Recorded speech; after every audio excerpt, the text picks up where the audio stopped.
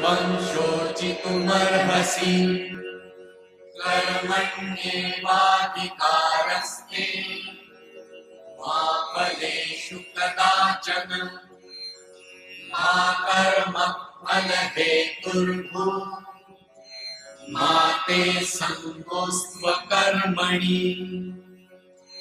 विहाय कामान्यः सर्वान् पुमांश्चरति निःस्पृहः निर्ममो निरहङ्कारः स शान्तिम् अधिगच्छति।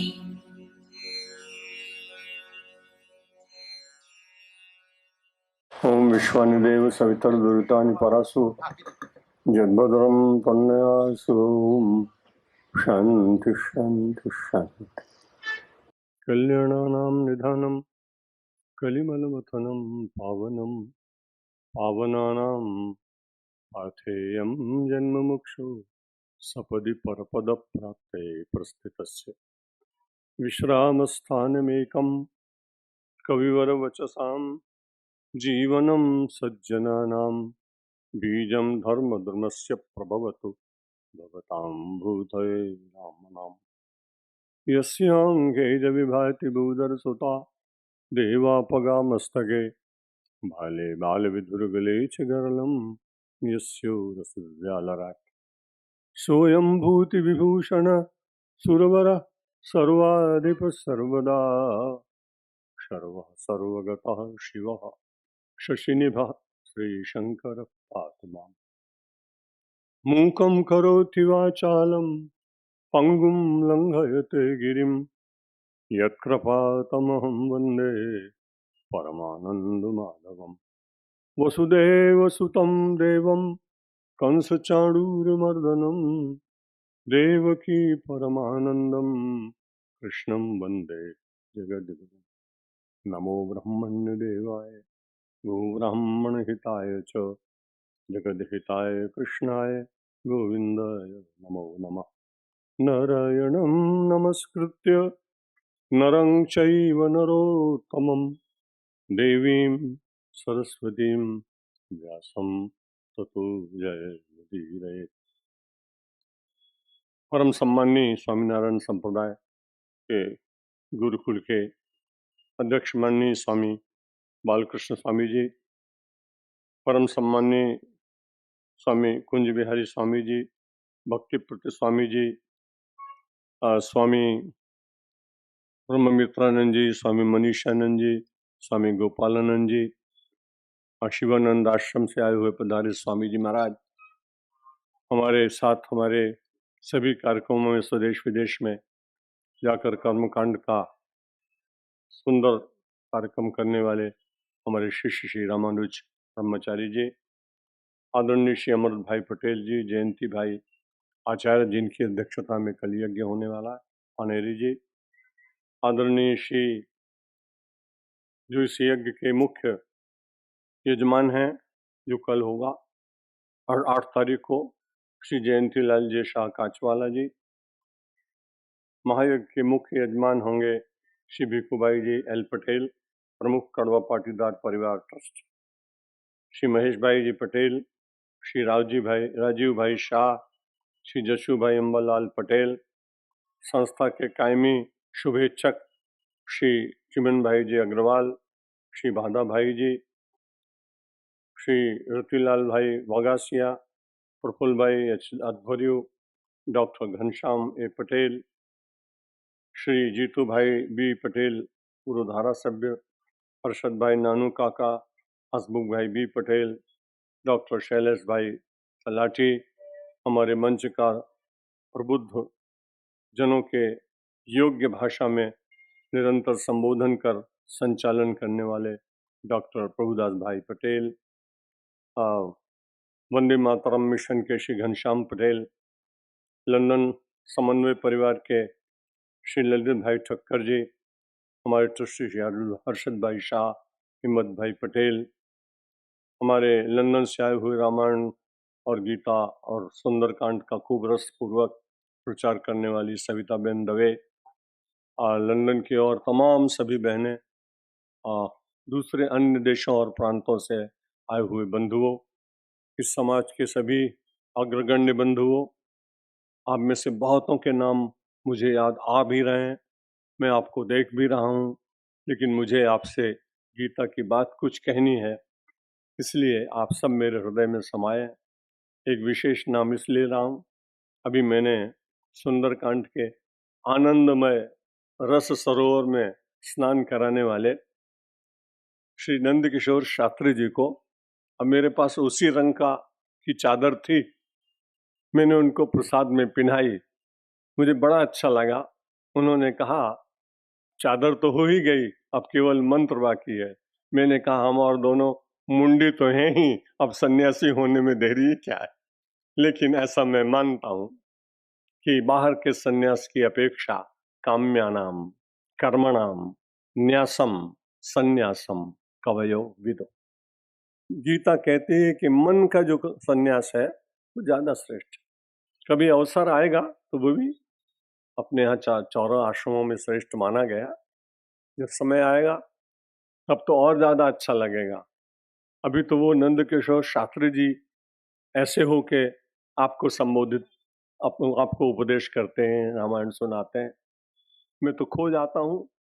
मेरे पैर में आर्थराइटिस होने के कारण फिर भी जहां जहां उनको हम आमंत्रित करते हैं अथवा जहां भी कहीं मैं जाता हूँ वो होते हैं, तो मैं कई घंटे तक बैठकर शरीर की सारी चिंता भूल जाती है। रामायण और सुंदरकांड है ही ऐसे दिव्य, उनका कहना ही क्या है। और मेरा आज ये गीता ज्ञान यज्ञ का 7वां दिन मुझे तो बड़ा सफल दिखाई पड़ रहा है। इसलिए सफल दिखाई पड़ रहा है, कपित ध्वजा, जिस रथ के ऊपर भगवान श्री कृष्ण विराजमान है और जिन्होंने पांडवों को विजय दिलाई, वो भगवान श्री कृष्ण भूले नहीं हैं। विजय उसी को मिलती है जिसके साथ हनुमान जी होते हैं, इसलिए उन्होंने अपने उस रथ के ऊपर उनको विराजमान किया। हम मारुति धाम में हनुमान जी तो विराजमान है ही, रोज उनको समर्पित करके स्मरण करके ही आपकी पूजा करता हूँ, प्रवचन तो करता ही नहीं, आप जानते हैं सब। मैं तो शब्दों के पुष्प चढ़ाता हूँ। विराट के ऊपर 52 वर्ष हो गए, पता नहीं कब दिन कैसे निकलते चले गए, 40 देशों में भगवान ले गए। तो आज मुझे बहुत अच्छा लगा कि मारुति धाम में विराजमान हनुमान जी ने और शास्त्री जी को प्रेरणा की कि आइए आज गीता के सप्ताह के पूर्णाहुति पर, वो पहले भी आ सकते थे और वो जहां विराज रहे थे चित्रकूट में, और वहां तो चित्रकूट तो बहुत ही अच्छा है, भूले हुए आदमी को याद दिलाता है। चित्रकूट के घाट पर भई संतन की भीड़, तुलसीदास चंदन घिसे कि तिलक करत रघुवीर। इसलिए हम सब लोग जब जब कभी भूलने लगे तो हनुमान जी का स्मरण करना। बड़े दयालु, बुद्धि देते हैं, ज्ञान देते हैं, शक्ति देते हैं। अब मुझे गीता की आपसे चर्चा करनी है। मैं हनुमान चरित्र पर अगर कभी ऐसी भगवान की इच्छा हो जाए, क्योंकि अब 80 वर्ष की आयु के बाद कोई आगे का मैं कार्यक्रम देने में बहुत सकुचा रहा हूं, लेकिन कभी ऐसा हो जाए तो शास्त्री जी का रोज सुंदरकांड और हनुमान जी के ऊपर मेरे 1 घंटा रोज प्रवचन, ऐसा कभी योग भगवान दे दे तो आज बड़ी इच्छा मेरे मन में जागी कि मैंने सब चरित्र गाए, गीता गाई, उपनिषद गाए, रामायण पर प्रवचन किया, पर केवल हनुमत चरित्र के ऊपर कभी मेरी वाणी परमात्मा की सेवा में समर्पित हो तो मुझे अच्छा लगेगा। जिन भाई बहनों का मैंने नाम लिया, पहले ही आपको बता चुका हूं, पहले दिन आप सब मेरे लिए बड़े आदरणीय हैं। जिनका मैंने नाम लिया वो मेरे होठों पर आए, और जिनका मैंने नाम नहीं लिया वो मेरे हृदय में समाये। आपका बहुत बहुत धन्यवाद। अब आपको ले चलते हैं कुरुक्षेत्र, यानी हनुमत धाम से सीधा, और आप विराज देखिए भगवान श्री कृष्ण विराजमान। कल बता चुका हूं आपको, ये पहली बार ऐसी घटना घटी है जहां मालिक सेवक की तरफ मुंह करके पूछ रहा। तो सेवक हरदम मालिक की तरफ देखता है। अब चूंकि सारथी है भगवान श्री कृष्ण और अर्जुन पीछे बैठा हुआ है, इसलिए सारथी को अपना मुंह घुमाकर अपने रथी से पूछने की इच्छा हुई। और ऋषि भगवानों वाच के द्वारा मेरा विचार तो था कि मैं बहुत जल्दी जल्दी आपको पूरा 9वां अध्याय पर कुछ चिंतन सेवा आपकी पूजा कर सकूं, लेकिन इतनी अधिक बीच में व्याख्या आती रही कि इच्छा होने पर भी मैं पूरा कर नहीं पाया। कल तक जो मेरी गीता की ये सरिता बह रही थी, परमेश्वर की कृपा से वो मंदाकिनी बनकर बह रही थी। आज मैं इसको अलकनंदा की तरह से, गंगा जी की तरह से बड़ी तीव्रता के साथ अपने लक्ष्य तक पहुंचाने का प्रयत्न करूंगा। 17वें अध्याय तक आप कल सुन चुके थे, 16वें अध्याय तक चर्चा हो चुकी थी। भगवान कह रहे मैं क्या क्या नहीं हूं बताइए। हम सब लोगों की बड़ी कठिनाई है कि हम अपने हूं में और अपने अहम में इतने भूल जाते हैं कि परमात्मा है ये कभी याद आता है, कभी नहीं आता। और जब थोड़ी कोई प्रशंसा ज्यादा कर दे अपनी, तब तो ऐसा ही लगता है कि हम ही हैं। उस समय बहुत सावधान रहने की आवश्यकता है। इसलिए भगवान कहते हैं कि मैं हूं पितामहस्य जगतो माता धाता पितामह वेद्यम पवित्रम ओंकार ऋक्साम यजुरेव च। वैसे तो 10वें अध्याय में तो बहुत विभूति का वर्णन किया, लेकिन बीच बीच में ये बताते जा रहे हैं इस 9वें अध्याय में भी कि सारे संसार का पितामह मैं हूं। यानी संसार का, सारे संसार का सृजन करने वाला मैं ही हूं। मैं माता हूं, मैं रक्षण करता हूं, दाता हूं, पितामह हूं और पितामहों का भी पितामह हूं। बड़ी कठिनाई है। इसलिए भगवान के वास्तविक पिता का नाम क्या है आज तक कोई विद्वान बता नहीं सका, क्योंकि पितामह के पितामह, पितामह के पितामह, अब बड़ी कठिनाई कहां तक चलेंगे। इसलिए ऐसा ही मानिए कि ईश्वर केवल इतना ही नाम समझ लीजिए, उसके बाद जितने हैं सब उसी के अंश हैं। क्योंकि मुंबई वांशो जीव लोके जीवभूत सनातना, श्रीमद् भगवद गीता में भगवान स्वयं कह देते कि सारा संसार ये मेरा ही तो अंश है। इसलिए पितामह से जगतो माता धाता पितामह वेद्यम पवित्रम ओंकार ऋक्साम यजुरेव च। जितना सबसे श्रेष्ठ मंत्र है ओंकार। इसलिए यहां पर डॉक्टर प्रभुदास पटेल जी प्रारंभ में ओंकार कराते हैं, प्राय सभी संतानों में जहां भी कहीं जाते हैं, क्योंकि हम सब लोग ओम को सबसे श्रेष्ठ मंत्र मानते हैं और इसकी महिमा इतनी ज्यादा है कि सब कुछ भूल जाए लेकिन केवल ओम याद रहे तो ओमित्येकाक्षरम ब्रह्म व्याहरण माम अनुस्मरम मरण यस प्रयाति त्यजन देहम सयाति परमाम गति। हम सब लोगों को अपने ग्रंथ, अपने संप्रदाय की मंत्र ये सब याद रहे, बड़ी अच्छी बात है, लेकिन श्रीमद् भगवद गीता कहती है कि केवल मृत्यु के समय व्यक्ति को केवल ओम याद रह जाए, ओमित्येकाक्षरम ब्रह्म। अब ब्रह्म क्या है? ब्रह्म की बहुत व्याख्या है, हर एक संप्रदाय अपने ब्रह्म की व्याख्या अपने हिसाब से करेगा। कल मैं निवेदन कर चुका हूं कि मैं किसी भी मत का खंडन नहीं करता, क्योंकि रामकृष्ण परमहंस के दिव्य शिष्य स्वामी विवेकानंद का मैं अनुयायी और उनके प्रेरणा लेकर उनके साहित्य और उनके व्यक्तित्व से मैं संन्यस्त जीवन में आया। इसलिए रामकृष्ण परमहंस जी का जब जीवन पढ़ते हैं तो उन्होंने किसी भी मत का खंडन नहीं किया और अपने जीवन में लगभग 18 साधनाएं की। यहां तक कि उनके जीवन चरित्र में आता है कि उन्होंने एक मुसलमान बंधु के साथ कुछ दिनों इस्लाम की भी साधना की। उसका बहुत प्रकाशन नहीं हुआ, लेकिन पुराने ग्रंथों में मैंने ऐसा पढ़ा। वैष्णवी साधना की, शाक्त तो थे ही, शैवी साधना की, गणपति की साधना की, और वैष्णवी साधना में तो सिद्ध पुरुष तो थे ही। एक कोई वैष्णव संत जा रहा था, वृद्ध हो गया, उसने कहा बाबा अब मेरे से पूजा होगी नहीं, मैं तुमको रामलला को दे जाता, उनको अच्छी तरह रखना, मेरा इनके प्रतिबाल भाव है। अब रामकृष्ण देव ने बड़ा मन में विचार किया, रामलला को सुबह उठाए और गंगा स्नान करने जब जाने लगे तो बोले चलो रामलला आप भी चलो। ये ऐसे अतीन्द्रिय राज्य की बातें हैं। अचिंत्या खलु ये भावाहा नतांस तर्के न योजयत।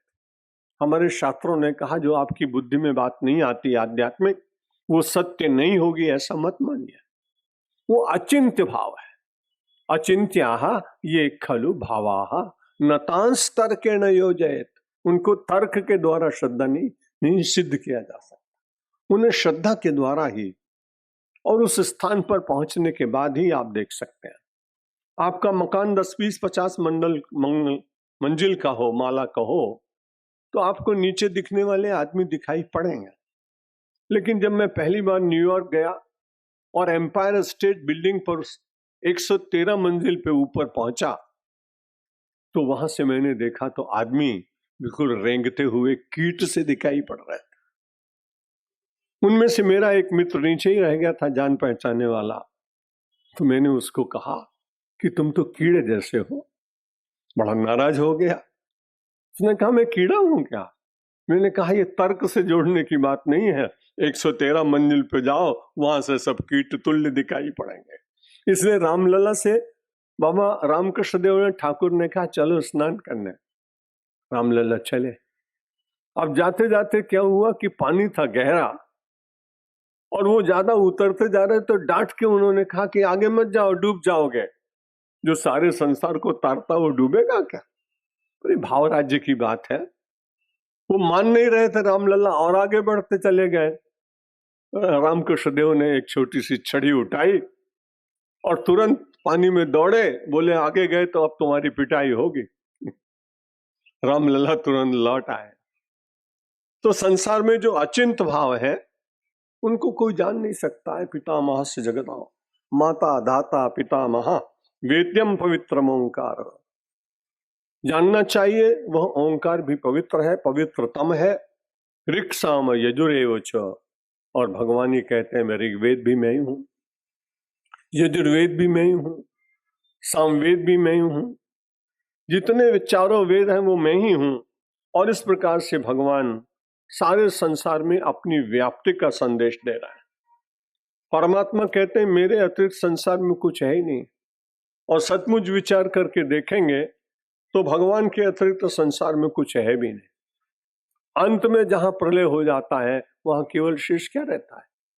जो दिख रहा है वो तो ठीक बात है, लेकिन सबसे बड़ी कठिन बात यह है कि हम अपनी बाह्य दृष्टियों पर ज्यादा विश्वास करते हैं।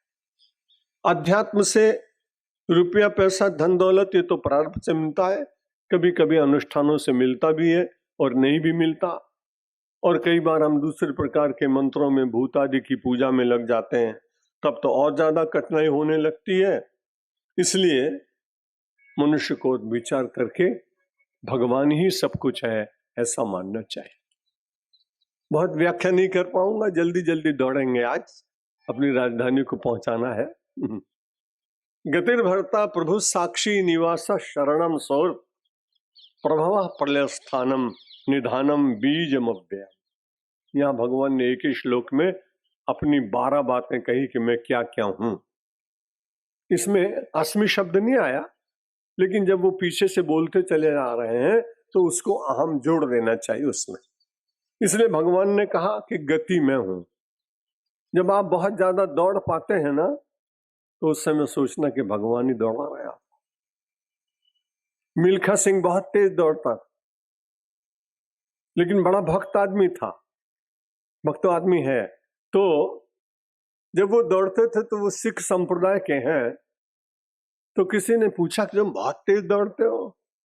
बोला आसी नहीं दौड़ते, बाबा दी दे आउंदी है। मैं पंजाबी थोड़ी थोड़ी बोलता हूँ कभी कभी। अभी बताया ना, हमारे जयंती भाई ने मुझे 6-7 भाषाएं आती हैं। और मैं पाकिस्तान जब गया तो मैं उर्दू में मैंने प्रवचन किया था। मैं पहला सन्यासी हूँ, अयूब के टाइम में गया था। लौट रहा था अफ्रीका से, करंजा नाम के विमान में था। 4 दिन के लिए वो विमान वहां रुका कराची में। नैरोबी में वहां के राजदूत जो भारत के थे, KRF खिलनानी, उन्होंने वहां के राजदूत को चिट्ठी लिखी कि स्वामी जी ने अफ्रीका में आकर पहली बार धर्म का बड़ा जागरण किया है, इसलिए पाकिस्तान के बंधुओं को भी तुम इनका प्रवचन सुनवाओ तो बड़ा अच्छा रहेगा। मुझे मालूम भी नहीं था। जब मैं आया तो मुझे कहा तो था उन्होंने, खिलनानी जी ने, कि आपको पाकिस्तान में भी प्रवचन करना होगा। आज कुछ विशेष काम है, मुझसे अनुमति पहले ले चुके हैं, तो मैं वहां गया। अब जाने के बाद मैं सबसे ऊपर मंजिल पे केबिन में था। एक मुसलमान भाई मेरे स्वागत के लिए आए। उन्होंने बताया कि कीनिया से एक पत्र आया है, आपकी बड़ी प्रशंसा की है, यहाँ के थोड़े से हिंदू संगठन के लोग हैं, उनको ज्ञात हुआ तो आपको हम लेने के लिए आए। जैसे हम किसी को यहाँ लाते हैं तो पहले गांधी की समाधि पे ले जाते हैं, महात्मा जी की। वो मुझे सीधा जिन्ना की समाधि पर ले गया। मैंने कहा भाई देखो, किसी भी तुम्हारे लिए वो राष्ट्रपिता हो, भगवान हो, अल्लाह हो, लेकिन मैं सिवाय अपने भगवान श्री राम के अतिरिक्त किसी के सामने शीश झुकाता नहीं। जिनमें मेरी इच्छा होती कि इनमें मुझे भगवान दिख रहे हैं, मेरे अंतर प्रज्ञा से मैं उनको प्रणाम कर लेता हूं, लेकिन मैं तेरे जिन्ना की समाधि पे नमस्कार करने वाला नहीं। मैं खड़ा रहा, उसने मुझे गुलाब का फूल दिया, मैंने उसको स्पर्श कर लिया, तो तुम चढ़ा दो, उसने चढ़ा दिया। अब बहुत बारी बातें होंगी, कठिनाई है उन सब संस्मरण को कहने की, तो मैं ये निवेदन करना चाहता था कि भगवान कहते हैं अगर हमें कोई बहुत गति मिल रही है अर्थ में, धर्म में, संसार की छोटी मोटी कामनाओं की पूर्ति में, यश में, ये सब कहीं गति मिल रही, आप तेजी से जा रहे हैं और चारों तरफ लोग आपकी बड़ी जय बोल रहे हैं, साहब आपसे बढ़िया तो कोई हुआ ही नहीं। लेकिन आप आश्चर्य करेंगे कि आज जिसको लोग बता रहे हैं कि बहुत बढ़िया है, उसी को 10-20 बरस 5 बरस के बाद कहते हैं इससे बुरा आदमी कोई नहीं। जब सद्दाम बैठा होगा तो कितना सोना, जिसने चौराहे पर सोने की मूर्ति लगा दी 100 क्विंटल की, जिसके नहाने का टब सोने का, जिसका सोने का पलंग सोने का, जिसमें तार खिंचे चांदी के, जब वो कभी गद्दी पर आया होगा तो लोग उससे ऐसे कहते हैं तुमसे जड़ा कोई नहीं। परिणाम क्या हुआ कि तुमसे बुरा कोई नहीं, रस्सी बांध के और चौराहे पर सबसे पहले वो मूर्ति गिरा दी गई। इसलिए गति वालों को कभी अपनी गति नहीं मानना चाहिए, सदगति हो तो उसके पीछे सत परमात्मा की गति को मानना चाहिए। इसलिए हमारे शास्त्र कहते हैं गतिर भरता। पहला क्या है? भगवान गति है। दूसरे भगवान का स्वरूप क्या है? भरता। तीसरा क्या है? साक्षी। चौथा क्या है? निवासा। पांचवा क्या है? शरणम। छठा क्या है? सुहृत। सातवां क्या है? प्रभवः। आठवां क्या है? प्रलयः। नौवां क्या है? स्थानम। 10वां क्या है? निधानम। 11वां क्या है? बीजम। और 12वां क्या है? अव्ययम। अब आप विचार करिए कि इसी श्लोक पर चर्चा करें तो 12 दिन तो चाहिए ना, क्योंकि एक एक शब्द इतना अच्छा है। और हमारी संस्कृत भाषा तो गजब की भाषा है, दैवी भाषा, गीर्वाण भाषा, ऋषि भाषा, आंतरिक भाषा, अध्यात्म को जागृत करने वाली भाषा, मनुष्य को मनुष्यता प्रदान करने वाली ऐसी अद्भुत भाषा। इतने छोटे से श्लोक में महर्षि वेदव्यास ने भगवान श्री कृष्ण की वाणी को सुगंभित किया और कहा कि भगवान कैसे हैं, गति है सबके और सबके भरता, सबका भरण पोषण करने वाले। घटना याद आ गई, शिवाजी को राज्य मिल गया, समर्थ गुरु रामदास जैसे समर्थ गुरु मिल गए। एक दिन समर्थ गुरु रामदास जा रहे थे और उनके मन में आया कि आज शिवाजी का देखे सही क्या काम कर रहे हो। एक किला बना रहे थे, दुर्ग बन रहा था। जब वो किला बन रहा था तो समर्थ गुरु रामदास अपने गले में झोली रखते थे, एक लकड़ी की आशा रखते थे, एक माला हाथ में। आपने कई बार उनका चित्र देखा है, चरणों में पावड़े। सहज रूप से उनने पूछा, शिब्बा आजकल क्या हो रहा है? अरे गुरुदेव देखा नहीं, 500 आदमियों को काम दे दिया मैंने। इनके पास कोई काम नहीं था, रोजगार नहीं था, मैंने उनको रोजगार दे दिया, काम दे दिया, मैं दुर्ग बना रहा हूं। आपको मालूम नहीं गुरुदेव, इनके भरण पोषण की व्यवस्था मैं कर रहा हूं। अब समर्थ गुरु रामदास जी ने विचार किया कि मेरा शिष्य है और इसके भीतर अहंकार का बीज जगने लगा है, और जिसके भीतर अहंकार का बीज जगने लगे, चाहे वो नारद ही क्यों ना हो, फिर गड़बड़ हो जाएगा। इसलिए भगवान बड़ी कृपा करते हैं। जिसके ऊपर कृपा होती है उसको मानना चाहिए, उसका अहंकार कम करने का कोई रास्ता भगवान निकालते हैं। पूरे अंकुरे गर्भ तरु भारी, बेगी सुमय डारी हूं उखारी। भगवान कहते हैं इस देवर्षि नारद के हृदय में अहंकार का अंकुर जम गया, इसलिए इसको मुझे जल्दी से उखाड़ देना चाहिए। रामायण के सुनने वाले पढ़ने वाले कथा को अच्छी तरह जानते, विस्तार नहीं करूंगा। पुनः ले चलता हूं समर्थ गुरु रामदास के पावन दर्शन में। वहां बैठे हुए तो शिवाजी से उन्होंने कहा, फिर उसने कहा कि मैं देखता था कि कुछ गरीब लोग ज्यादा हैं मेरे राज्य में, उनके लिए कोई योजना बनाई जाए। और योजना बनाने में मैंने ये पैलेस, ये दुर्ग, ये किला बनाना शुरू किया है। सबको मैं बहुत अच्छी तरह से भरण पोषण कर रहा हूं। रामदास जी महाराज ने कहा कि देख वो पत्थर की एक बड़ी शिला पड़ी हुई है, जरा उस शिला को मंगा दे। क्या करोगे? अरे देखेंगे, थोड़ी देर बैठेंगे, उसके ऊपर तेरे सब काम काज देखेंगे। शिला मंगाई गई, पत्थर की इतनी बड़ी शिला आ गई।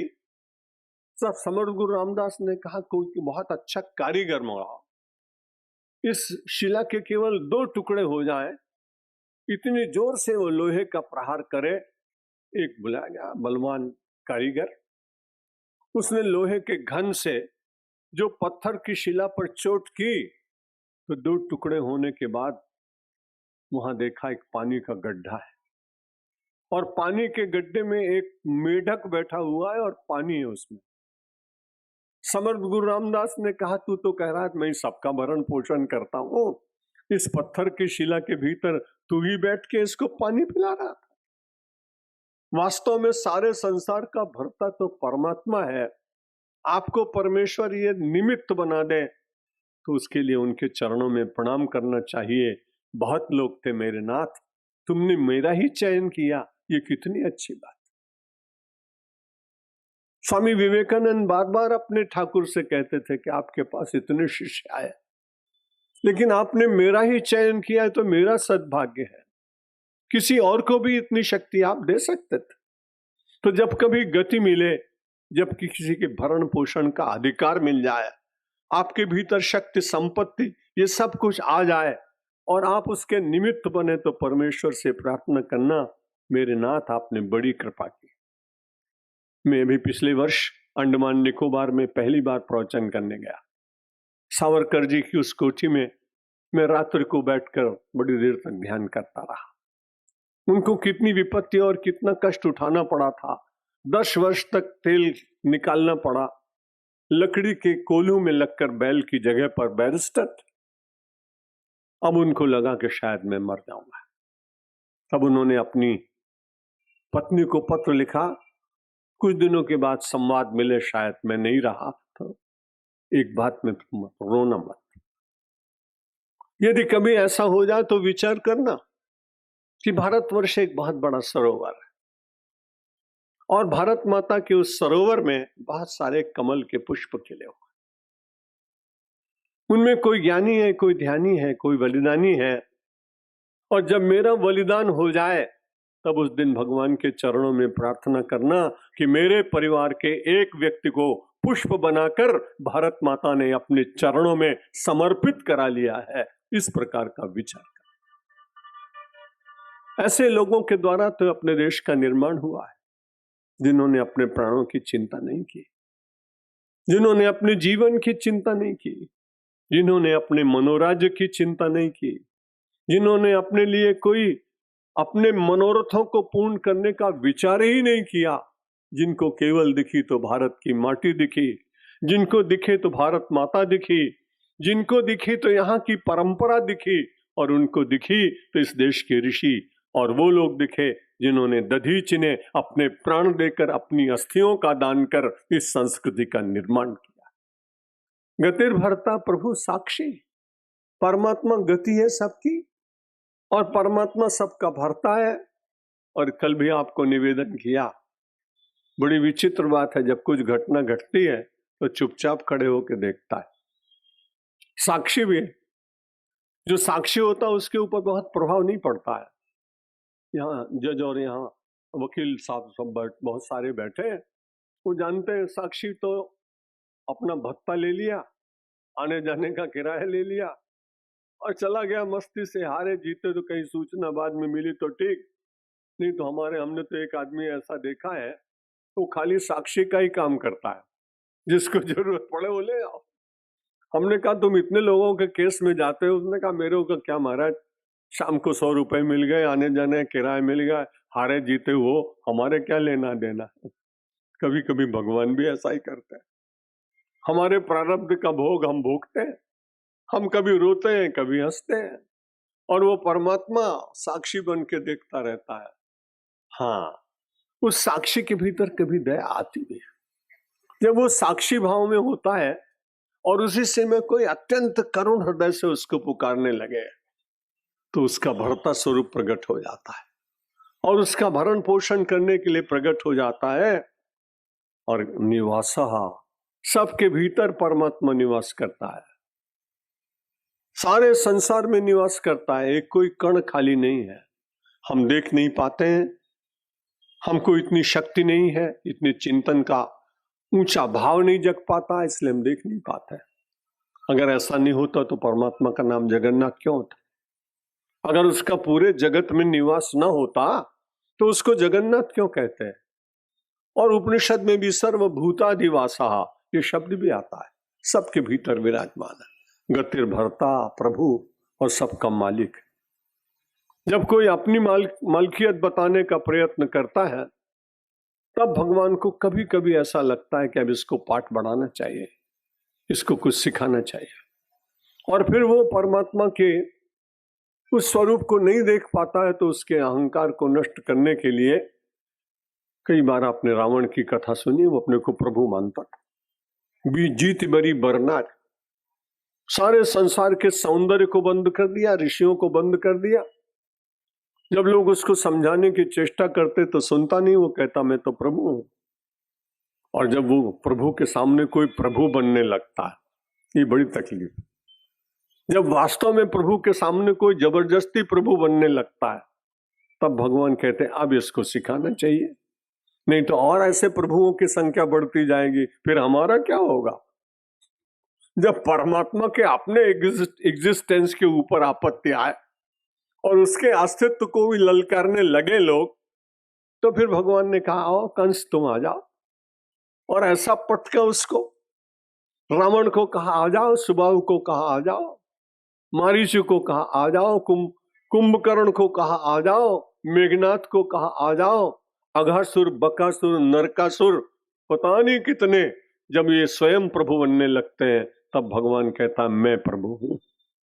इसलिए बहुत ध्यान रखना है हमें और आपको, प्रभुता में रहते हुए परमात्मा की प्रभुता है ऐसा मानना। और यदि स्वयं प्रभु बनने का प्रयत्न करो तो भगवान न करे जिनके नाम मैंने लिए उनकी किसी पंक्ति में मैं और आप आ जाऊं, ये बड़ी हम लोगों के जीवन की पराजय होगी। इसलिए भगवान कहते हैं गतिर भर्ता प्रभु साक्षी निवासा शरणम सहृत, और सब लोगों को शरण देने वाला मैं हूं। अगर आप परमात्मा की शरण में जाएं और आपके पास कुछ भी ना हो तो परमात्मा देगा। रामचरितमानस की वो पंक्तियां स्मरण आ रही, शास्त्री जी बैठे हैं, वो जितने मधुर कंठ से गाते हैं, भगवान से मैं प्रार्थना करता हूं ऐसा कंठ मुझे भी मिल जाएगा, लेकिन आप बुढ़ापे में थोड़ी देंगे वो। लेकिन आप देखें शरण में कैसा होता है कि जो सबीत आवा शरणाई तो रखी ताई प्राण की नाई। शरण में आए हुए विभीषण को देखकर सब लोगों ने कहा महाराज इसको रखना नहीं अपने पास, कि जानी न जाए निशाचरी माया कि काम रूप के कारण आया। भगवान कहते चिंता मत करो, जो सभी आवा शरणाई तो रखियो ताहि प्राण की नाई। शरणागत कहाँ जाए तजहि निज अनहित अनुमान, ते नर पामर पाप में किति नहीं बिलो कतिहान। भगवान कहते हैं शरण में आए हुए व्यक्ति को परित्याग कर देना। अरे अगर वो सभी आया चिंता मत करो, अगर ये माया का रूप बना के आए तो लक्ष्मण जी तो बैठे हुए हैं, वो अपने आप ठीक कर देंगे। और जो वास्तव में शरण में आया हो तो मुझे पाप लगेगा। जो सभी थु आवा शरण आई, अगर भयभीत होकर शरण में आया है, इतना कोई नहीं कर सकता दुनिया में। आपको रुपया पैसा धन दौलत मकान दे सकता है कोई, लेकिन कोई प्राण नहीं दे सकता है। भगवान कहते हैं कि रखिया होता है प्राण की नाई, मैं उसको ऐसे रखूंगा जैसे मैं अपने प्राणों का रक्षण करता हूं। और भगवान ने कहा मेरी कठिनाई है कि शरणागत कहूं जय तजय, शरण में आए हुए का जो परित्याग कर देते हैं, शरणागत कहां जय तजय निज अनहित अनुमान, इसको शरण में लेने से मेरी हानि होगी। इस प्रकार का जो विचार करने वाले लोग हैं, तिन्हें विलोकते हानि, उनको देखना भी हानि प्रदान करने वाला है। इसलिए भगवान ने कहा कि सारे संसार में जो मुझे ही शरण मान करके और यहां चले आते हैं तो उनका रक्षण करने का काम मैं ही करता हूं। कितने प्रमाण है, गजराज की कथा कितनी बार सुनी है। अजामिल जैसे पापी ने भी एक बार शरण में अंतर से जाकर नाम पुकारा, उसका कल्याण हो गया। द्रौपदी की कथा कितनी बार सुनी है। उसके बाद भी इतिहास में बहुत ऐसे ऐसे महापुरुष हुए हैं कि जो शरण में गए तो उनका कल्याण उन्होंने किया ही किया है।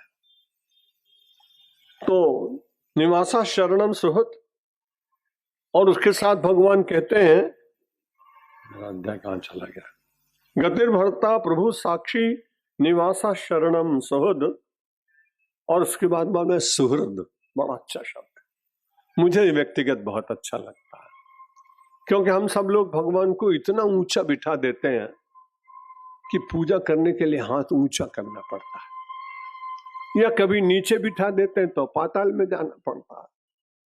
लेकिन परमात्मा यहां कह रहे हैं कि बहुत अच्छी बात यह है कि जो लोग मुझको सुहृद मानते हैं ना, वो बड़े अच्छे हैं। सुहृद का अर्थ होता है मित्र, और आजकल लोग फ्रेंडशिप में बहुत मानते हैं, लेकिन फ्रेंडशिप टूटती बहुत जल्दी आजकल की। आप बड़े शहरों में रहने वाले लोग हैं, उसकी व्याख्या नहीं करूंगा। कई बार तो फ्रेंड फ्रेंड को ही मार देता है, और किसी एक व्यक्ति को चाहने वाले दो फ्रेंड हो जाए तब तो तीनों की हत्या हो जाती। लेकिन भगवान कितने दयालु हैं, पता नहीं कितने लोग उनको अपना मित्र मानते। कहीं झगड़ा हुआ आज तक? कभी नहीं होता है। सबको अपनी शरण में परमात्मा रखते हैं। इसलिए परमात्मा ने कहा कि देखो, शांति चाहते हो ना, तो तुम्हें माता च पिता तुम्हें जरूर कहो। हमारे यहाँ शुरू में 61-62 में मेरा खूब मध्य प्रदेश में गांव में बड़ा भगवान ने प्रचार कराया। हजारों की संख्या में लोग एकत्र होते थे। एक व्यक्ति ने मुझे सलाह दी कि कलयुग में कई नए नए भगवान प्रकट हो रहे हैं, मौका बड़ा अच्छा है, आप भी भगवान बन जा। मैंने कहा बात तो तुम्हारी बहुत अच्छी, कल विचार करके बताऊंगा। अब दूसरे दिन जिस घर में मैं ठहरा था, वहां बड़ा अच्छा ठाकुरवाड़ी थी, कई भगवान के सुंदर स्वरूप थे। घर की माता जी उनको भोजन बनाने के लाए, रखा, रखने के बाद कपड़ा ढका, ढकने के बाद घंटी बजाई, और 2 मिनट के बाद थाली उठा के ले गई। अब वो भाई मुझे मिला, मैंने कहा मैं भगवान नहीं बनूंगा, ये तो खाने को भी नहीं मिलेगा, खाली घंटी बजेगी। इसलिए परमात्मा के साथ में बनने का कोई, जो आजकल के युग में बहुत भगवान दिखाई पड़ रहे हैं, परमात्मा करें न मालूम उनकी क्या गति होगी उन भगवानों की, मैं नहीं बता सकता हूं। लेकिन परमात्मा ने कहा तुम इतने ऊंचे क्यों जाते हो, तुम्हें वो माता च पिता तुम्हें वो कहो, बड़ी अच्छी बात, लेकिन यदि तुमने मुझे अपना वास्तव में मित्र माना तो तुम्हें एक वस्तु दूंगा जो दुनिया में कोई देता ही नहीं।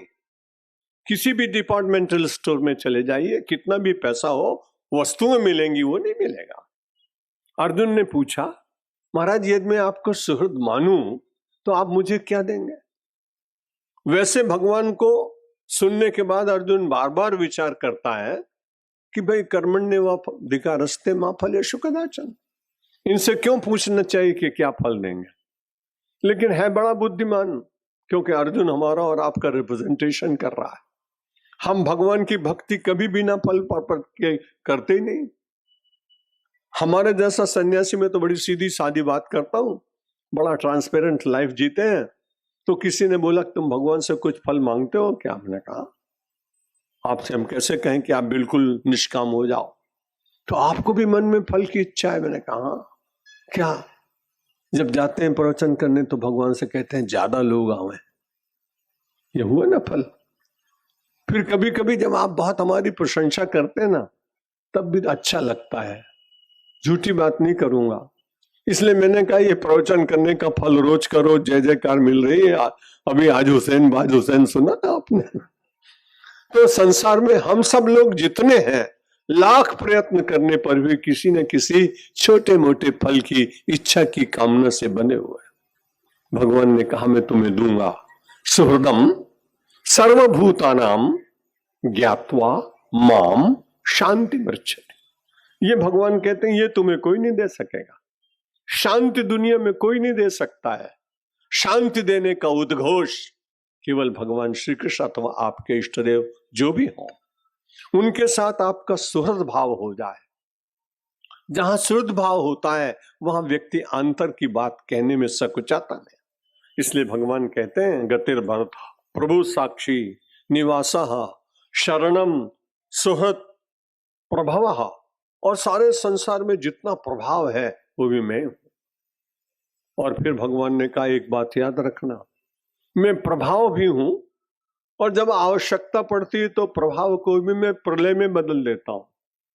प्रभाव देखना हो तो उस समय देखो जब सोने की द्वारिका बनी, सारी दुनिया देखने के लिए जाती थी, वहां तो प्रभाव दिखा दिया।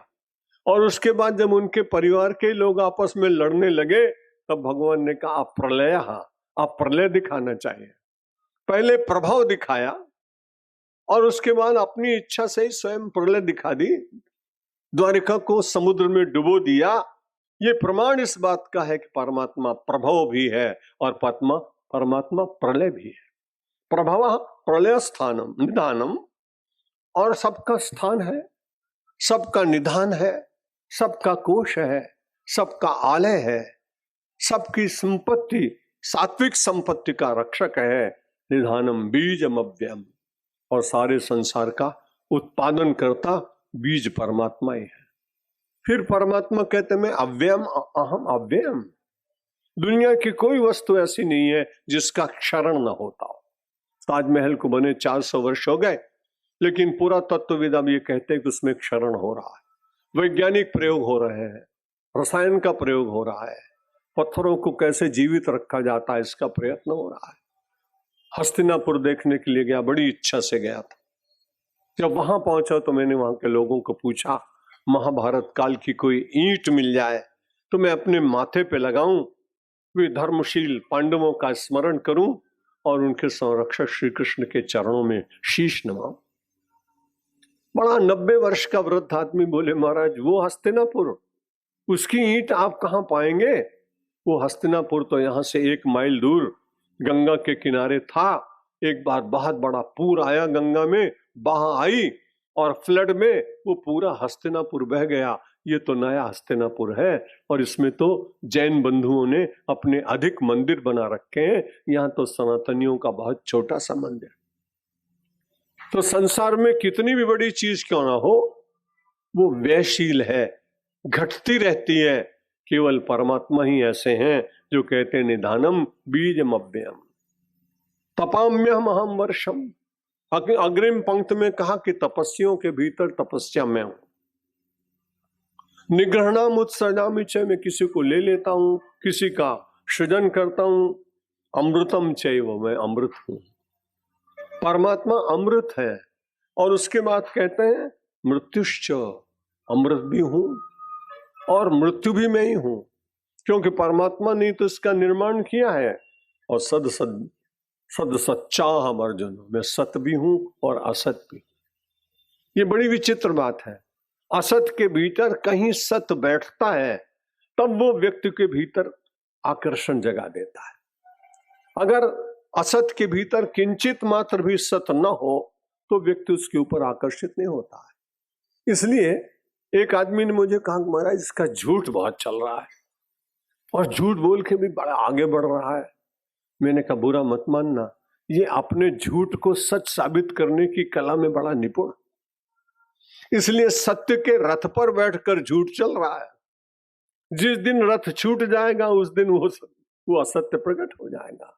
इसलिए असत के भीतर भी परमात्मा कहते हैं सत में तो मैं हूं ही, लेकिन असत भी सत के आश्रय से ही चलता है, इसलिए मैं ही हूं। त्रैविद्या माम सोम पापूत पापा यज्ञैरिष्ट्वा स्वर्गतिम प्रार्थयन्ते ते पुण्यमासाद्य सुरेंद्र लोकम अश्नन्ति दिव्यान दिवि देव भोगान। भगवान ने कहा कि 3 प्रकार की जो विद्याएं हैं वो भी मैं ही हूं, और पवित्रता भी मैं ही हूं, जो यज्ञ है वो भी मैं ही हूं, और बहुत सारे लोग प्रार्थना करते हैं और प्रार्थना करने के बाद उस कर्म के कांड के द्वारा पुण्यमासाद्य, उनको पुण्य की प्राप्ति होती है। पुण्य जरूर करते रहना, क्योंकि पुण्य करने से लाभ क्या होगा? सुरेंद्र, आपको स्वर्ग मिलेगा।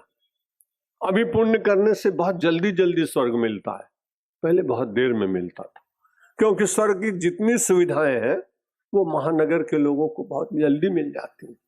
अमेरिका में गया तो हर एक चीज रिमोट कंट्रोल से, कर्टन भी रिमोट कंट्रोल से।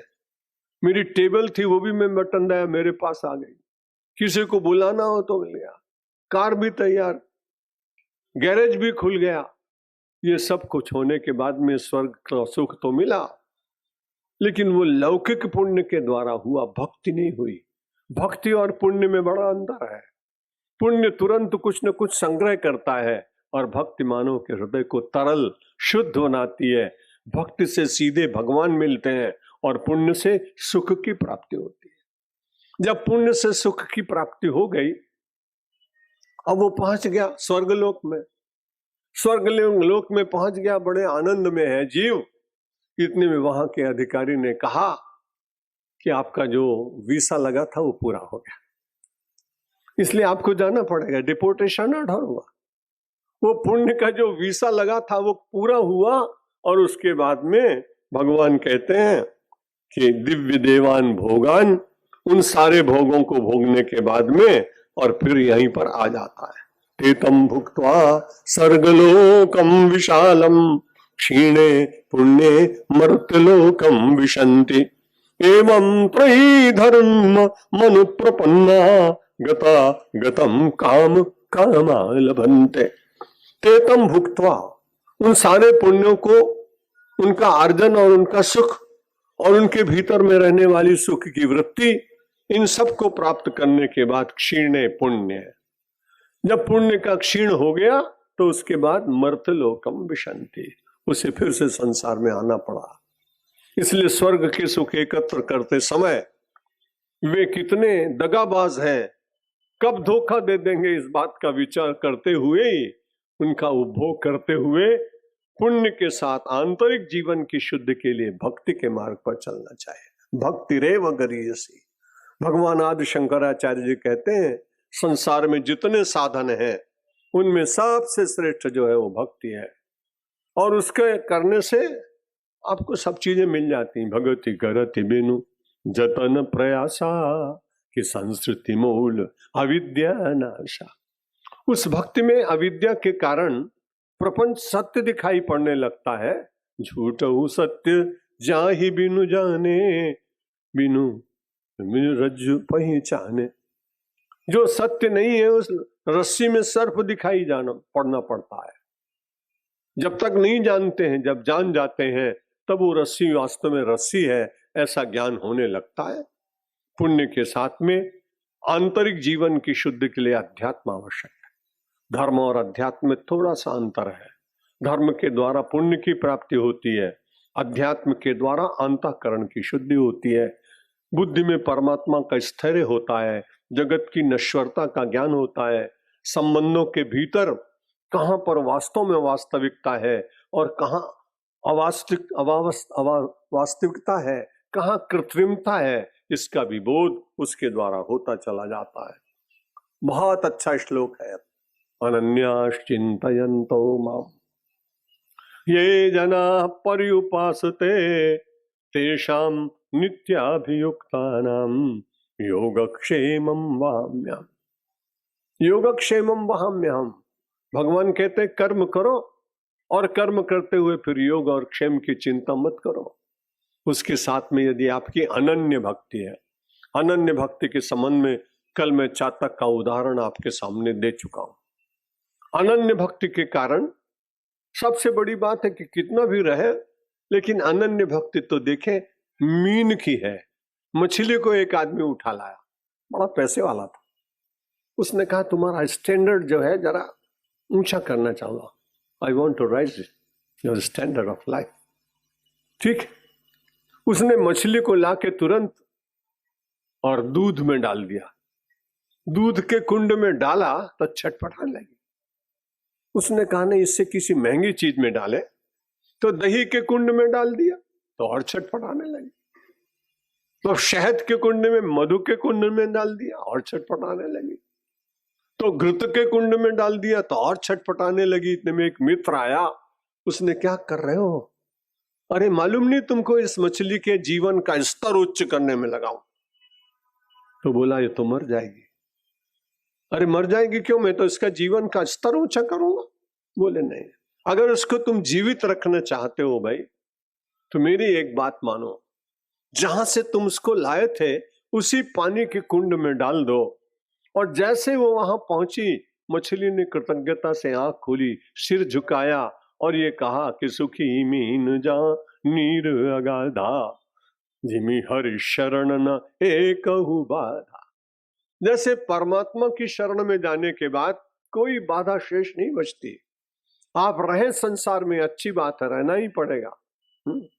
मैंने तो कभी देवानंद की फिल्म देखी नहीं और देवानंद को भी नहीं देखा, लेकिन जब पिछले दिनों में उनकी मृत्यु हुई तो उनके बहुत सारे गीत बहुत अच्छे, दो दो चार चार पंक्तियां छपी। कुछ बुद्धि ऐसी है, कुछ अच्छा लगे तो ग्रहण कर लेता हूं। तो उसने बड़ी अच्छी बात कही कि मैं जिंदगी का साथ निभाता चला गया। तो आप जिंदगी का साथ निभाएं, लेकिन उसके साथ निभाते हुए कहें कि रहें कैसे? अन्य के साथ रहते हुए परमात्मा के साथ अनन्य हो जाए। आपके लिए जो अन्य है उसमें भी अनन्य का दर्शन हो तब तो कहना ही क्या। लेकिन जो वास्तविक आपके इष्ट देव हों, केवल उन्हीं के चरणों में पूरी तरह से अपने को समर्पित होने का प्रयत्न करेंगे तो लौकिक चिंता आपको नहीं करनी पड़ेगी। अनन्यास चिंतयन्तो माम ये जना पर्युपासते। विवेकानंद आए हैं आज और स्वामी रामकृष्ण देव के चरणों में बैठकर और बहुत देर तक उनको देखते रहे। उनकी सारी क्रियाएं देखने के बाद बहुत श्रद्धा उनको जागी नहीं और अपने मित्रों को कहा कि तुम्हारी मित्रता के कारण मैं इन्हें देखने आ गया, लेकिन ये तो बड़े साधारण पागल जैसे व्यक्ति दिखाई पड़ते। रामकृष्ण देव को तो पता नहीं है कि क्या वो सोच रहे हैं और क्या कहा है। विवेकानंद को पता नहीं कि रामकृष्ण देव तक मेरी बात पहुंच गई मन से। 2-3 रविवार के बाद फिर पहुंचे। बाबा ने कहा, अरे नरेंद्र, तुम इस पागल के पास फिर आ गए? क्योंकि उसने मन में सोचा था कि पागल है। क्यों आए हो? नौकरी मांगने आया हूं, फर्स्ट क्लास ग्रेजुएट हूं कलकत्ता यूनिवर्सिटी का, जॉबलेस हूं। उस जमाने में भी पीड़ा थी। रामकृष्ण देव ने कहा जाओ काली से प्रणाम करो। काली को प्रणाम करने के बाद सामने खड़े हुए तो कहते, मां तू मुझे ज्ञान भक्ति वैराग्य दे दे। रामकृष्ण देव ने भावांतर कर दिया, बड़ा दुखी हुए। नरेंद्र ने कहा, बाबा मैं तो अपनी माता का भरण पोषण कैसे करूंगा? तो बोला, तू मेरी मां जगदम्बा के प्रति अनन्य हो जा, बस फिर उसके बाद सब काम हो जाएगा। विवेकानंद ने बात मानी कि इतना अच्छे महापुरुष जिनमें मन की बात जान ली। थोड़ी देर के बाद रानी रासमणी आई, जिन्होंने दक्षिणेश्वर का मंदिर बनाया।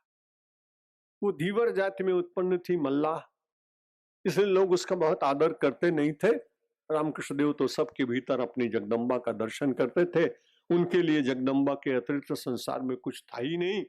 रानी रासमणी को कहा, देख मेरे नरेंद्र की एक समस्या, ये मेरे यहाँ दर्शन करने के लिए आया, काली से मांगा मैंने कुछ इसको प्रेरणा की, भक्ति ज्ञान वैराग्य मांग लिया, अब बताओ इसकी माँ का रक्षण कौन करेगा? रानी रासमणी ने कहा, बाबा ये तो मेरा सद्भाग्य है, जब तक नरेंद्र की माता जी रहेंगी मैं हर महीने जाकर जितनी उनकी आवश्यकता है मैं पूर्ण करूंगा। भगवान कहते हैं योगक्षेमम वाम्यहम्, जो तुम्हारे पास नहीं होगा वो मैं तुम्हें ला के दे दूंगा, और जो तुम्हारे पास ज्यादा हो जाएगा तो सिक्योरिटी गार्ड भी मैं ही बनूंगा। यानी मालिक और पहरेदार ये दोनों कोई बन सकता है तो भगवान ही बन सकते हैं। इसलिए कहते हैं अनन्याश्चिन्तयन्तो माम ये जना पर्युपासते तेषाम नित्याभियुक्ता नाम, जो नित्य मेरे साथ जुड़े हुए हैं। बार बार मुझे और आपको चेष्टा करनी है अपने परमात्मा अपने इष्टदेव के साथ जुड़ने की, फिर भगवान कहे तुम निश्चिंत जीवन व्यतीत करो। ये पन्य देवता भक्ता यजन्ते श्रद्धयान्विता हेपि मामेव कौन्तेय यजन्ति विधि पूर्वकम। भगवान कहते जो मुझे नहीं मानते, कुछ इधर उधर के देवताओं को भी मानने लगते हैं, चलो उनमें कुछ मान्यता कुछ श्रद्धा तो है, वो अपने हिसाब से अविधि पूर्वकम ही यज्ञ करते हैं, तो भी आमी सर्व यज्ञानाम भोक्ता च प्रभुरेव च न तु माम भी जानन्ति तत्वे न तस्यवन्ति ते। सारे संसार में मैं ही व्याप्त हूं, सबका प्रभु हूं, भोक्ता हूं। लेकिन वो बेचारे साधारण बुद्धि के लोग जो भूतों की पूजा करते हैं, पिशाच की पूजा करते हैं, यक्षिणी की पूजा करते हैं, छोटी मोटी तंत्र साधना करते हैं, वे बेचारे गिर पड़ते हैं, उनका पतन हो जाता है। क्यों पतन हो जाता है? कि वो तत्व से मुझको नहीं जानते। अस्मात् कारण ते च्यवन्ति, इसके कारण वो गिर जाते हैं। यान्ति देवव्रता देवान पृथ्वीन्यान्ति पतिव्रताः भूतानि यान्ति भूतेज्या यान्ति मद्या जिनोपिमाम। भगवान कहते जो जिसकी देवता की पूजा करता है, जो पितरों की पूजा करता है और जिसकी जिसकी पूजा करता है वो उनको मिलता है। लेकिन यान्ति मद्या जिनोपिमाम, जो लोग मदयाजी हैं, जो मुझे ही अपना सर्वस्व मानते हैं, मैं उनको मिल जाता हूं। अगला श्लोक तो बहुत ही सुंदर है, इसकी व्याख्या करने में बहुत समय चाहिए पर नहीं कर पाऊंगा। पत्रम पुष्पम फलम तोयम यो मे भक्त्या प्रयच्छति तदहम भक्त प्रश्नम अश्नामि प्रयतात्मना। भगवान यहां समाजवादी भगवान बन गए। इस समय परमात्मा कहां तो अलंकारों से प्रसन्न होता है, कहां वाघा से प्रसन्न होता है, कहां 56 भोग से प्रसन्न होता है। वो राजशाही में जीने वाला भगवान इस श्लोक में वो कम्युनिस्ट बन गया, साम्यवादी बन गया, समाजवादी बन गया। उसने कहा वो जंगल के रहने वाले वनवासी, यदि तेरे पास मिठाई न हो तो चिंता मत करना, तेरे पास सोने का आभूषण न हो तो चिंता मत करना, तेरे पास चढ़ाने के लिए कोई सुंदर साड़ी न हो तो चिंता मत करना, तेरे पास बहुत अच्छे बने हुए स्वर्ण के बने हुए पुष्प न हो तो चिंता मत करना।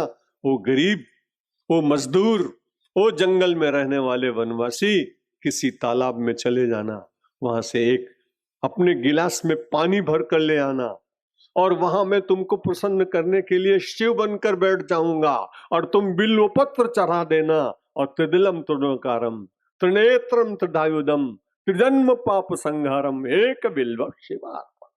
ये पत्र की पूजा, पत्रम पुष्पम, जंगल का फूल मिल गया चढ़ा दो, बिल्व पत्र मिल गया, धतूरे का पत्र मिल गया, जिसको कोई सेवन नहीं करता वही भगवान श्री कृष्ण शिव बनकर स्वीकार कर लेते हैं।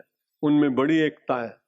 जो कृष्ण को मानने वाले लोग शिव के संबंध में कुछ दूसरा विचार रखते हैं वो उचित लगता नहीं, मैं उनकी आलोचना नहीं करूंगा। लेकिन भगवान कृष्ण तो तब तक रोते ही रहे, योगी बनकर गए, यशोदा मैया से कहा अपने लाला को दिखा दे। अब उन्होंने कहा तेरा रूप ऐसा है मेरे लाला को नजर लग जाएगी, मैं ना दिखाऊं। ब्रजभाषा में बोली तू तो भैया भूत जैसो लगे, मैं तो मेरे लाला को दर्शन नहीं कराऊं। अरे मैया करा दे, मैं बहुत दूर से आयो, पहाड़ से आयो, मैं थक गयो। अरे मैया तू दर्शन करा दे। ना ना, मैं मेरे लाला को दर्शन ना कराऊं। अब भगवान कृष्ण ने सोचा कि मैया मेरे आराध्य वो हैं, आराध्य मैं उनका हूं, हम में परस्पर बड़ी एकता है। बड़ी जोर जोर रोने लगे। जब रोने लगे तो उनने लाला ने उंगली उठाई, या के पास ले चल, या के पास ले चल मोए। लेके गई।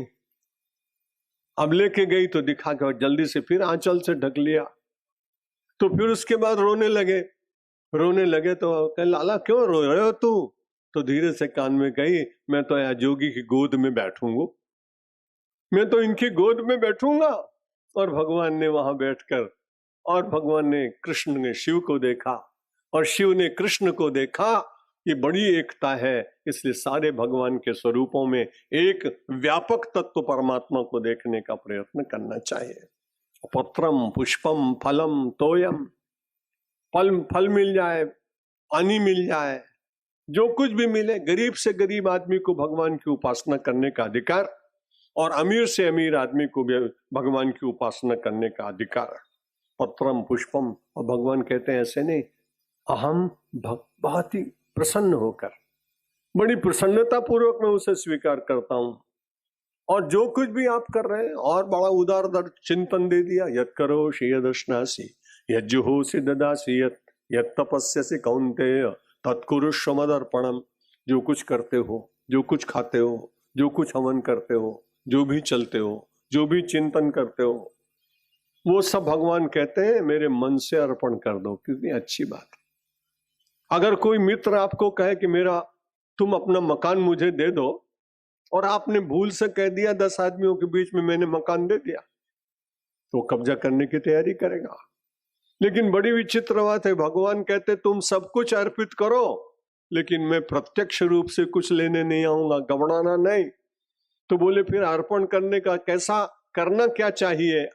आप जब लेंगे ही नहीं तो फिर अर्पण क्यों करें? बोले तू अर्पण कर पगले, मैं उसके भीतर से तेरा भाव ग्रहण कर लूंगा। भावग्राही जनार्दन, भाव का भूखा हूं मैं और भाव ही बस सार है, और भाव से मुझको भजे तो भव से बेड़ा पार है। ये भव से बेड़ा पार करने का श्लोक है। और फिर शुभाशुभ फलैरेवं मोक्ष से कर्म बंधन ही संन्यास योग युक्तात्मा विमुक्तो मामुपैष्यसि। फिर धीरे धीरे कर्मों से संन्यास होता है, वो मुक्त हो जाता है, शुभ और अशुभ की चिंता नहीं करता है। समोहम सर्वभूतेषु न मे द्वेषोस्ति न प्रियः ये भजन्त तुमाम भक्त्या मयि तेषु चाप्यहम्। भगवान कहते हैं कि सब प्राणियों के भीतर जो मुझको देते हैं, किसी से द्वेष नहीं करते हैं, ऐसे सब लोगों को मैं प्रसन्न होकर अपना वरदान और कृपा प्रदान करता हूं। एक पापी आदमी ने कहा मेरा क्या होगा? भगवान ने कहा चिंता मत कर, अपिचेत्सु दुराचारो भजते माम अनन्य भाग साधुरेव समन्तव्यः सम्यक व्यवसितो हि सा। भगवान ने कहा पापी से पापी आदमी एक बार निश्चय कर ले कि आप दोबारा पाप नहीं करूंगा, प्रायश्चित कर ले, और फिर अनन्य भाग भजते, उसके बाद अनन्य रूप से मेरा स्मरण करने लगे, तो भगवान कहते हैं साधुरेव समन्तव्यः, उसको साधु के समान ही मानना चाहिए, क्योंकि उसने अपने जीवन को व्यवस्थित और प्रतिज्ञा पूर्वक सत्पथ पर चलाने का मन में निश्चय कर लिया। भगवान कहते हैं ऐसे पापी व्यक्ति का भी मैं ध्यान रखते हुए उसको एक बड़ी पदवी देता हूं, क्षिप्रम भवति धर्मात्मा शाश्वत शाश्वत शांतिम निगच्छति। फिर तुम्हारी दृष्टि में, लोगों की दृष्टि में वो पापी बना रहे, पर भगवान कहते हैं मैं तो उसको क्षिप्रम भवति धर्मात्मा, मैं तो उसको धर्मात्मा बना देता हूं, विलंब नहीं करता हूं। क्षिप्रम, तुरंत, इंस्टेंट। आजकल इंस्टेंट का बहुत काम चला हुआ है, किसी घर में जाओ इंस्टेंट कॉफी, इंस्टेंट टी, बहुत जल्दी जल्दी सब कुछ होता है। तो परमात्मा को मालूम था कि 21वीं सदी में मारुति धाम में अहमदाबाद के निकट ये गीता की बात जब कोई सन्यासी कहेगा तो उसको भी इंस्टेंट की बात बतानी चाहिए। तो अगर आप पापी हो तो चिंता मत करना, कल से मत करना, पाप छूट जाए उसके बाद फिर भगवान की जिम्मेदारी सारी आखी जवाबदारी लेवा માટે તૈયાર છે ભગવાન। તમે પાપ છોડો પછી તમને અપનાવશે, તમને પ્રેમ આપશે, તમારે માટે વ્યવસ્થા કરશે, ખાવાની પીવાની, લઈ જવાની, સગવડની, કારની, હોન્ડાની, અને બહુ ભક્તિ હશે તો મર્સિડીઝ પણ આપી દેશે. तो मगर वो होना क्या चाहिए कि दूसरे दिन से जीवन बनना चाहिए अनन्य. जब अनन्य जीवन बना तो भगवान कहते क्षिप्रम भवति धर्मात्मा शाश्वत शांतिम गच्छति, उसको शाश्वत गंति मिलेगी. कौन्तेय प्रतिजनी ही नमय भक्त प्रणश्यति. अर्जुन ने कहा बड़ी लंबी लंबी बात कर रहे हो. मित्र है ना, कहता कि सच्ची बात है कि बना तो नहीं रहे हो, तम गोल गोल बात करवाने तमने बहुत टेव है, એટલે सीधी सीधी बात करो. तो उस समय भगवान कहते हैं अरे पगले, तू मेरा मित्र है इसलिए मैं तुझे कहता हूं कौन्तेय, अरे कुंती के पुत्र प्रतिजानी ही, मेरे पर विश्वास कर. भगवान विश्वास फिर दिला रहे 9वें अध्याय में. बीच बीच में संदेह हो जाता है, मनुष्य है ना. और फिर कहते हैं नमे भक्त प्रणश्यति, मेरे भक्त का कभी विनाश नहीं होता. और माम ही पार्थ विपाश्यत्य ये पिश्चु पापयो नया स्त्रियो वैश्यास तथा शूद्रास तेपि यान्ति पराम गतिम. साधारण लोगों की बात नहीं, जो छोटी जाति में उत्पन्न हुए हैं, ओबीसी वाले हैं, जो परिगणित है, जो विधवा है, जो त्यक्ता है, जो गलित कुष्ठ वाला है, जो विकलांग है, जितने लोग हैं वे सब पाप योनि में उत्पन्न होने वाले लोग भी, वे भी मेरी भक्ति करते हुए यान, वो सब बहुत अच्छी गति को प्राप्त कर लेते हैं. यान्ति किम पुनः ब्राह्मणा पुण्या. ब्राह्मण क्षत्रिय वैश्य की तो बातें क्या करनी. भक्ता राजर्षय तथा, ये तो राजर्षि लोग हैं, अच्छे लोग हैं. और अनित्यम असुखम लोकम इमं प्राप्य भजस्व माम. फिर एक संदेश दिया, जगत में रहना, लेकिन याद रखना ये अनित्य है, रहेगा नहीं. जो रहता उसके साथ प्रीति होनी चाहिए, जो जाने वाला है उसके साथ केवल कर्तव्य का पालन करो. अनित्यम असुखम, ये जगत अंत में सुख देता नहीं है. मनुष्य शरीर क्यों मिला है?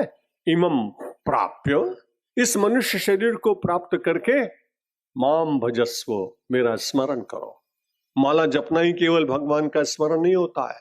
आदिवासी की सेवा, वनवासी की सेवा, गरीब की सेवा, गौ माता की सेवा, दुखी की सेवा, अपने राष्ट्र के स्वाभिमान को जीवित रखने के लिए भ्रष्टाचार के परित्याग करते हुए सदाचार पूर्वक जीवन जीने की सेवा, ये सब परमात्मा की भक्ति में आता है.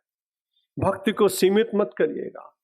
तो जो लोग इस प्रकार से करते हैं, इमं पाप भजस्व माम, इसलिए इसको प्राप्त करके जो मेरा भजन करते हैं, भगवान ने अंतिम संदेश दिया. क्योंकि समय से 3-4 मिनट ज्यादा हो ही गए. मन मना भव मद भक्तो मद्याजी माम नमस्कुरु मामे वैश्यसि युक्त्वैतम आत्मानं मत्परायणा. भगवान ने कहा अब आप जगत परायण नहीं रह गए, मत परायण हो गए, भगवत परायण हो गए, ईश परायण हो गए, सत परायण हो गए, सदाचार परायण हो गए, धर्म परायण हो गए. और जब ऐसे हो गए तो भगवान कहते हैं थोड़ा काम और करना, मन मना भव.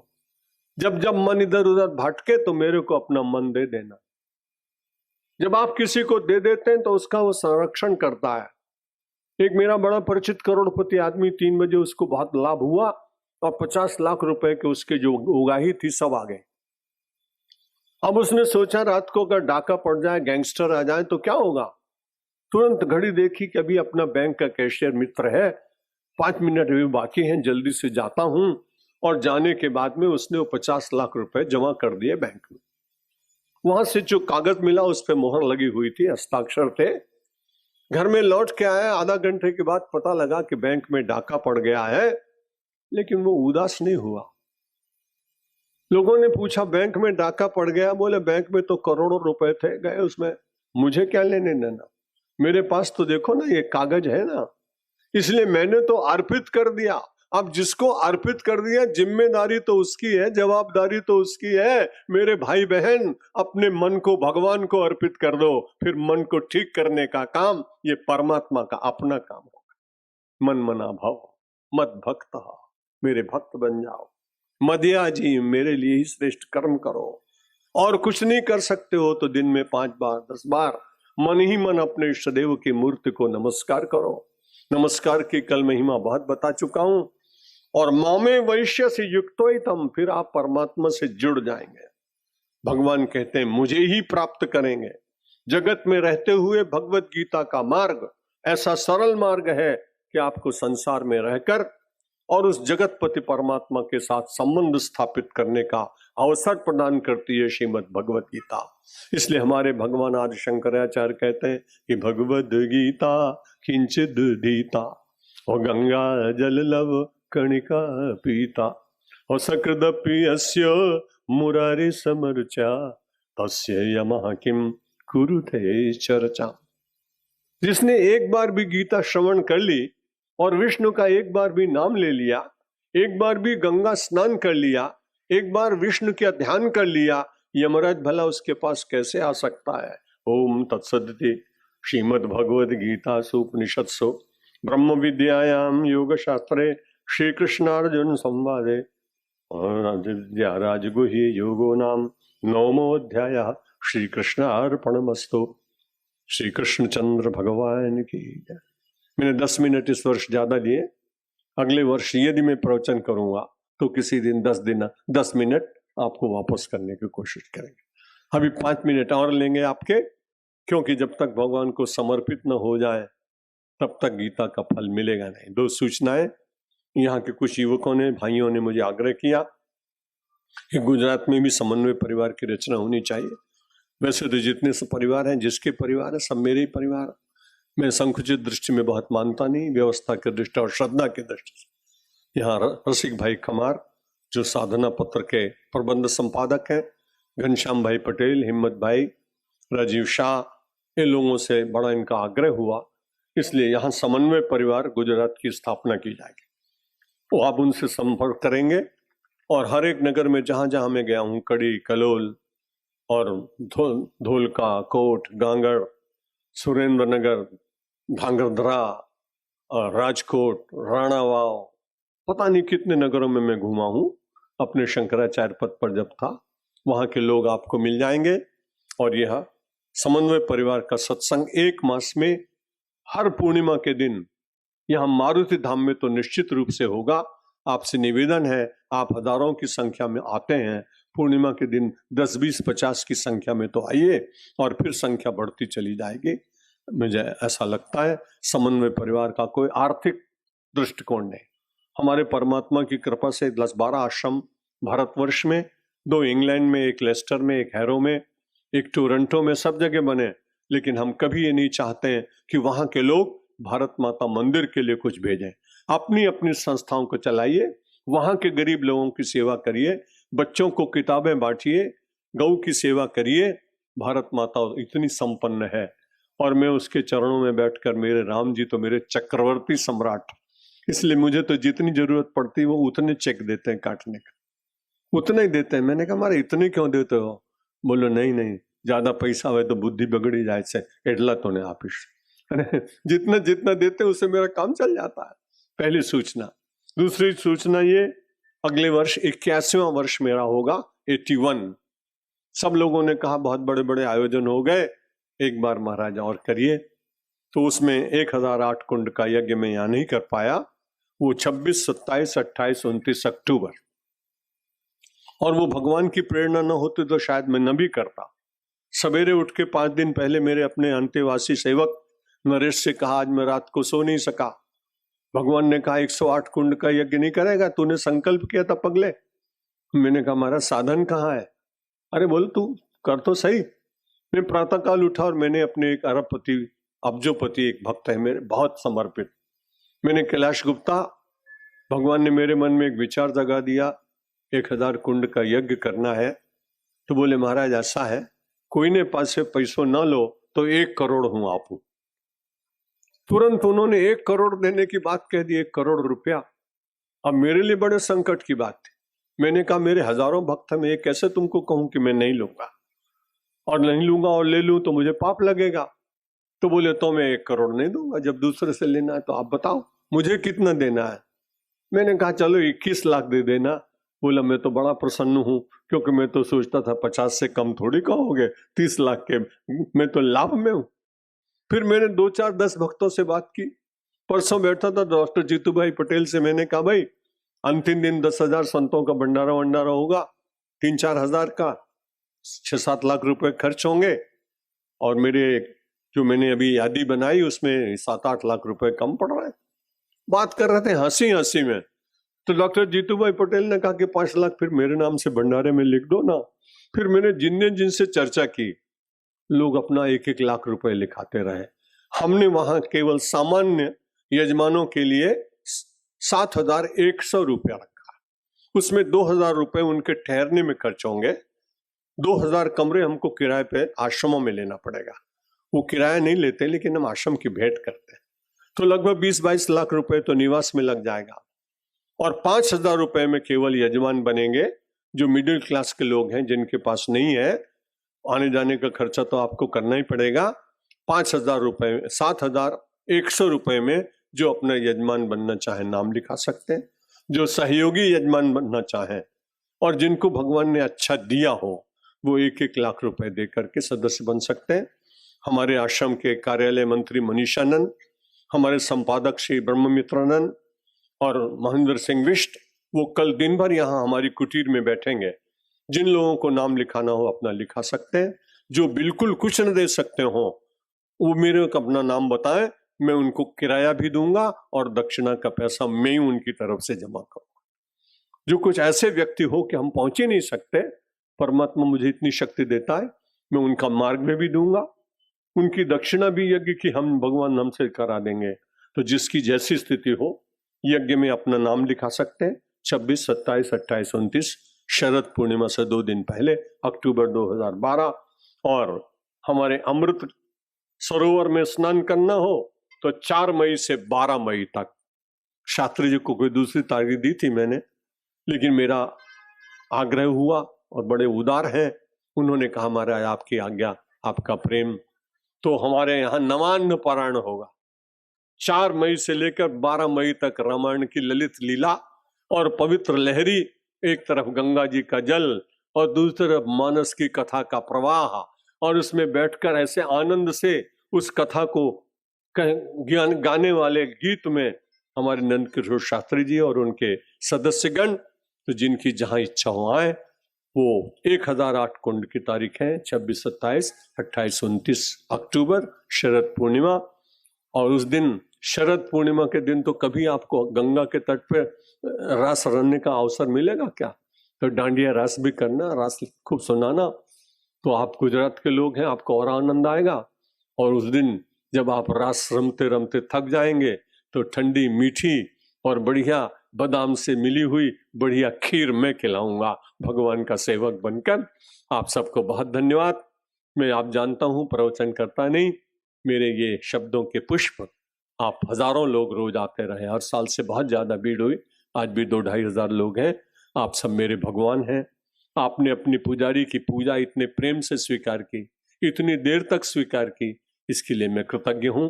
और आपके भीतर बैठे हुए मेरे राम का दर्शन करके आपको प्रणाम करता हूं। प्रार्थना मिलकर बोलिए। तब तक भोजनालय के दरवाजे न खोलें जब तक प्रार्थना पूरी ना हो जाए। अब सौंप दिया इस जीवन का सब भार तुम्हारे हाथों में, सब भार तुम्हारे हाथों में है, जीत तुम्हारे हाथों में और हार तुम्हारे हाथों में और हार तुम्हारे हाथों में। मेरा निश्चय बस एक यही, एक बार तुम्हें पा जाऊं मैं, एक बार तुम्हें पा जाऊं मैं।